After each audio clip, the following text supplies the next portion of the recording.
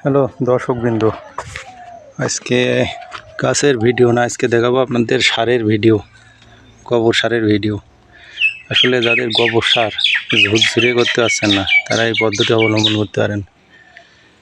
অল্প পরিমাণে ইউরিয়া সার মিক্স করে পানি দিয়ে ঢেকে রেখে 10-15 দিন ঢেকে রাখতে হবে। মাঝে মাঝে সারগুলো কোদাল দিয়ে কুপিয়ে দিতে হবে, ফলে যে গ্যাস সৃষ্টি হবে, গ্যাসটা কেটে যাবে। 10-15 দিন পরে ইউরিয়া সার কালো হয়ে যাবে, সারগুলো ঝুরঝুরে হয়ে যাবে।